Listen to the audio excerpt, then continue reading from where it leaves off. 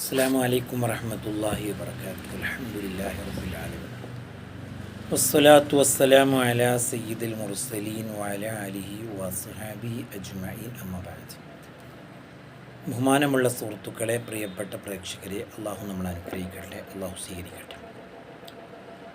വിശുദ്ധമായ റമളാനിൻ്റെ വളരെ പവിത്രമായ രാപ്പകലുകളെ പ്രതീക്ഷിച്ചുകൊണ്ടാണ് നമ്മളൊക്കെ ഉള്ളത്. അതിൻ്റെ അവസാനത്തെ 10, അതിൻ്റെ നടുവിലെ 10 നമ്മളുള്ളത്. ഏതാനും ദിവസങ്ങൾ കഴിയുമ്പോൾ അതിൻ്റെ അവസാനത്തെ 10ലേക്ക് നമ്മൾ കടക്കുകയാണ്. റമളാനിൽ ഒരു വിശ്വാസി ചെയ്യേണ്ടുന്ന ഒരു പ്രധാനപ്പെട്ട കാര്യമാണ് പ്രാർത്ഥന എന്നുള്ളത്.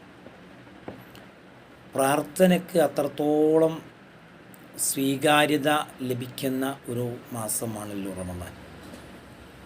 കാരണം നമ്മളൊക്കെ അല്ലാഹു തആലയോട് ദുആ ചെയ്യേണ്ടവരാണ്. നമുക്ക് ദുആ ഇല്ലാതെ നമുക്ക് ജീവിക്കാൻ ഒരിക്കലും സാധ്യവുമല്ല. കാരണം നമ്മളൊക്കെ അടിമകളാണ്. അല്ലാഹുവാണ് നമ്മളെ ഉടമ. ഉടമയായ റബ്ബിനോട് അടിമയായ നാം ആവശ്യപ്പെടുന്നു നമ്മുടെ കാര്യങ്ങൾ. നമുക്കതിനുള്ള പ്രചോദനം എന്താണ്? വിശുദ്ധ ഖുർആൻ ഒരുപാട് പ്രാർത്ഥനകളെ പരിചയപ്പെടുത്തുന്നുണ്ട്.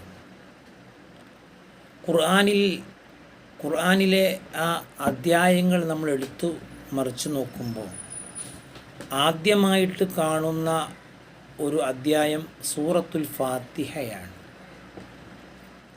ആ സൂറത്തുൽ ഫാത്തിഹയിലുള്ള ആയത്ത്, അതിലുള്ള പ്രാർത്ഥന, ഫാത്തിഹയിലെ ഓരോ ആയത്തുകളും വളരെ പ്രാധാന്യമുള്ളതാണ്. അതിലുള്ള പ്രാർത്ഥന എന്താണ്? ഇഹ്ദിനസ് സിറാത്തൽ മുസ്തഖീം, നേരായ മാർഗത്തിലേക്ക് ഞങ്ങളെ നീ ചേർക്കണേ എന്നുള്ള പ്രാർത്ഥനയാണ് നാം ഓരോ നിസ്കാരങ്ങളിലും അള്ളാഹുവിനോട് നമ്മൾ ആവശ്യപ്പെടും. അഥവാ നേരായ മാർഗത്തിൽ ഞങ്ങൾ ഉറപ്പിച്ച് നിർത്തണേ. നേരായ മാർഗം ഏതാണ് എന്ന് അതിൻ്റെ ശേഷം പറയുന്നുണ്ട്. സിറാത്തല്ലദീന അൻഅംത അലൈഹിം, നീ അനുഗ്രഹം ചെയ്ത ആളുകളുടെ മാർഗം.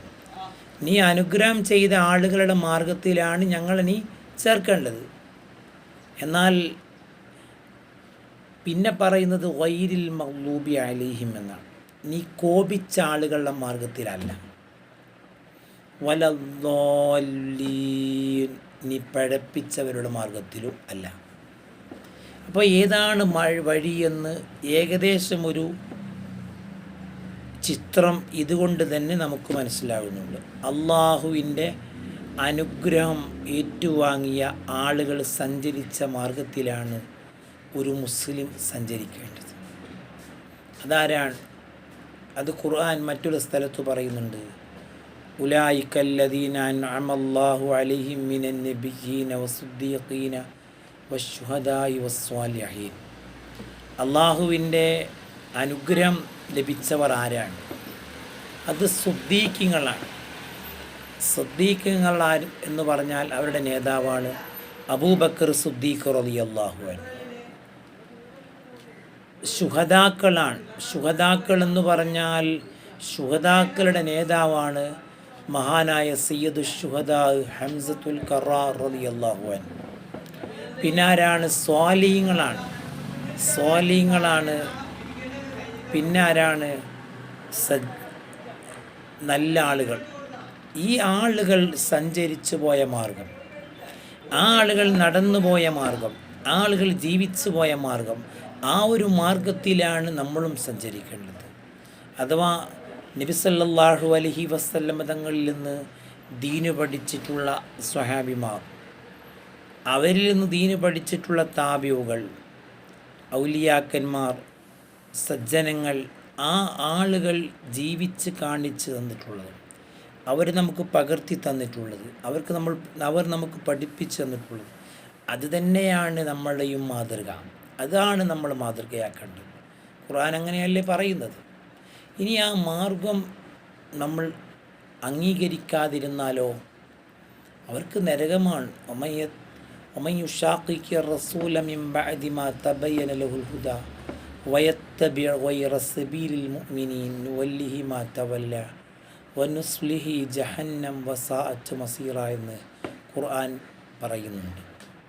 അപ്പോൾ ഖുർആനിലെ ഈ ഒരു പ്രാർത്ഥന, അള്ളാഹുവേ നേരായ മാർഗത്തിൽ ഞങ്ങളിനി ഉറപ്പിച്ച് നിർത്തണേ. കാരണം മരണം വരെയും നാം സജീവമായി കൊള്ളേണ്ട ഒരു മാർഗമാണ് വിശുദ്ധമായ ദീനുൽ ഇസ്ലാം. ആ ഒരു മാർഗത്തിൽ തന്നെയാവണം, ആ ഒരു ആശയത്തിൽ ജീവിക്കണം, അതിൽ മരിക്കണം. അപ്പോഴാണ് അള്ളാഹുവിൻ്റെ പൊരുത്തം നമുക്ക് സമ്പാദിക്കാൻ സാധിക്കുകയുള്ളൂ.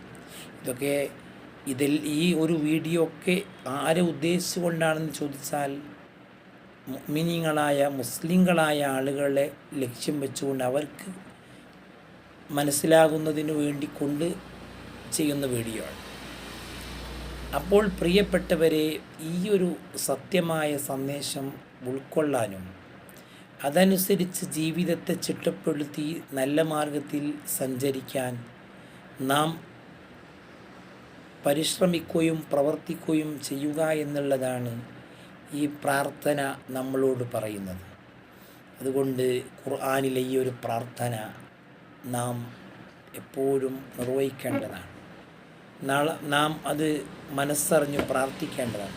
കാരണം ആ മാർഗത്തിൽ മരണപ്പെട്ടു പോയെങ്കിലേ നാളെ സ്വർഗം കിട്ടുകയുള്ളൂ.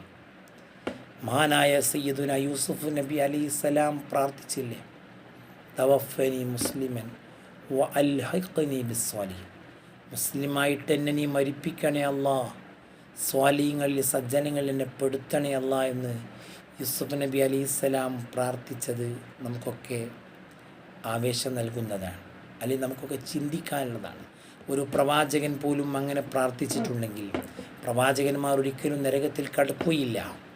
ഒരു പ്രവാചകൻ പോലും അങ്ങനെ പ്രാർത്ഥിച്ചിട്ടുണ്ടെങ്കിൽ പാപികളായ നാം എത്രത്തോളം പ്രാർത്ഥിക്കണമെന്ന് ചിന്തിക്കാനാണ് നമ്മൾ ഈ ഒരു സമയത്ത് അവസരം കണ്ടെത്തേണ്ടത്. അള്ളാഹു നമ്മൾ അനുഗ്രഹിക്കട്ടെ. നേരായ ഹിദായത്തിൻ്റെ വഴിയിൽ ജീവിച്ച് ആ നല്ല ഒരു മരണം ലഭിക്കാൻ അള്ളാഹു നമ്മളെ സഹായിക്കട്ടെ. അള്ളാഹു തൗഫീഖ് നൽകട്ടെ. എല്ലാവരും ദുആ ചെയ്യണം. ഈ ഒരു വീഡിയോ നിങ്ങളൊക്കെ ഷെയർ ചെയ്യുന്നുള്ള വിശ്വാസത്തോടുകൂടെ സല്ലല്ലാഹു അലാ മുഹമ്മദ് അല്ലാഹുമ്മ സ്വല്ലി അലാ മുഹമ്മദ് യാ റബ്ബി സ്വല്ലി അലൈഹി വസല്ലിം. അസ്സലാമു അലൈക്കും വറഹ്മത്തുള്ളാഹി വബറകാതുഹു.